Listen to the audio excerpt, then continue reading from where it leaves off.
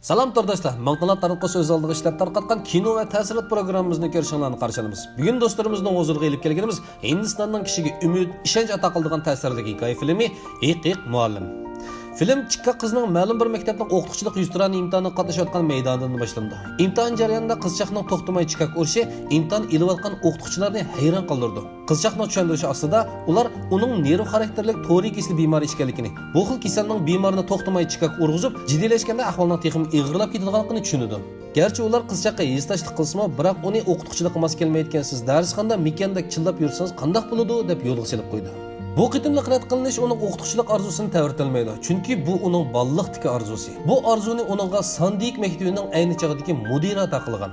Armonga tushliq darmon yo'q degandek, keyingi 5 yil jarayonida uning arzusi o'xshash sabab bilan 18 qitim rad qilindi. Hammaylar sababsiz chiqaq urdigan bu qizchaqni maktabda ishlatishga to'g'ri kelsa faqat dars qo'ng'irqa o'rinda ishlatgili bo'ladi deb qarashidi.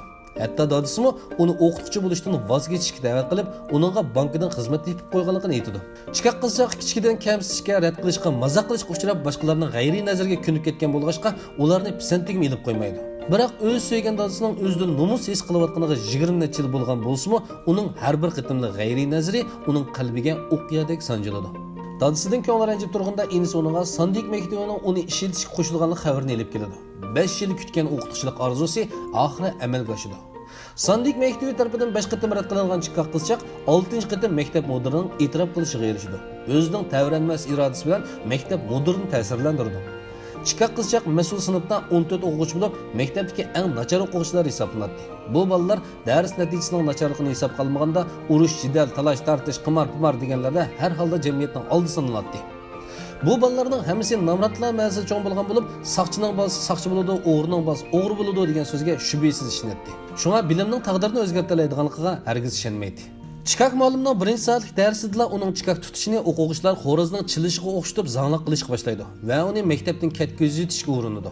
Ular suyuqlantirilgan azotni so'lyoq holatining ichiga qachlab, portlashni keltirib chiqarib, muallimni qo'rqitmoqchi bo'ldi. Biroq o'ylamagan yerdan a'lochilar sinfining darisini chiqib o'tgandan boshqa ish yuz bermaydi.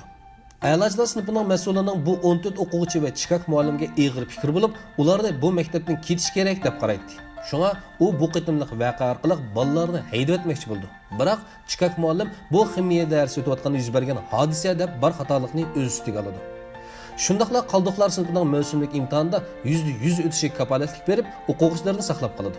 A'lochilar sinfining mas'uli bu bir top bolalar bilan chiqaq muallimni appetti to'ng'irliqi marazda degandek bir-birining toshqisiga bekli tushgan bo'ladi deb ularga texmi ish bo'lib ketadi. Bu qitimliq voqea o'quvchilarni tubdan o'zgartirdi. Ular chiqaq muallimning o'zgacha dars o'tish uslubi bilan tirishib o'rganishga boshlaydi.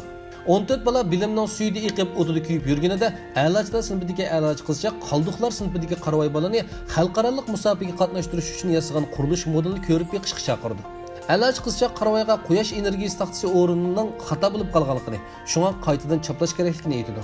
Qarvoy darhol yonchiqdan balon yamash qishiladigan yelimni chiqarib uningga berdi. Biroq a'lochilar sinfining mas'uli bu ahvolni ko'rib, ilm-fan ko'rgazmasini uyingning remote xonasi ko'rib qoldingmi deb uni haqoratlaydi. G'ururiga tekkan qarvoy boshqalar diqqat qilmagan fursatda modelni buzib tashlaydi. Biroq o'tni paxtaning ichida saqlag'ili bo'lmagandek, nihoyat tezla bayqilib qoladi. Shuning bilan o'ngishli qaldiqlar sinfi maktabdan haydaladi. Chiqaq muallimning yolvurishi ostida ular imtihonga qatnashish salohiyatiga erishdi. Biroq maktab qo'yini qaytish shaklanadi. Chiqaq muallim tunji qitim o'z-o'zidan gumon qilishga boshlaydi. Biroq o'quvchilarning ifodasi uni umidsizlik qo'ynidan so'rab chiqadi. Balkim a'lochilar sinfining mas'uli aytgan appetti degan mushi bo'lsa kerak. Shunday qilib ular bog'chada, tog'larda, paraxod kemalarda, buning uylarida dars anglashga boshlaydi. Ati imtihon degan kuni maktabning amonlik saqlovchisi qaravoyga imtihon savolining javobini berdi. Biroq boshqa o'quvchilarning hammasi o'ziga haddasiz ishongachga savolni ko'rishni rad qiladi. İmtihan meydanda qaravoy amonlik saqlovchi bergan javobning xatoligini bayqaydi. Biroq chiqaq muallim bog'chadagi darsni bekaga o'tmaganda hammaylar imtihondan a'lo natija bilan o'tadi. Afsus, a'lochilar sinfining mas'uli imtihon savolining javobi oshkorlanib ketibdi. O'quvchilarimiz bu savolning javobini o'g'irlabdi deydi. Maktab mudiri chiqaq muallimning qobiliyatini gumonlanib, uni va o'quvchilarni maktabdan haydaydi. Albatta barliq filmlarda haqqoniyat oxiri chuqum yig'ilgan bo'lg'achqa film bu joyda tugmaydi. A'lochilar sinfidagi a'lochi bilan muallimga, "Muallim, men amonlik saqlovchisiga qaravoyga xato javob yetkazib berishni buyurgan. Qaldiqlar sinfi haqiqatan jiq ilgirlabdi. Biroq nima bo'lmasin, ularni maktabdan haydab o'tdik. Bu siz erishmoqchi bo'lgan natija shundaqmi?" deydi.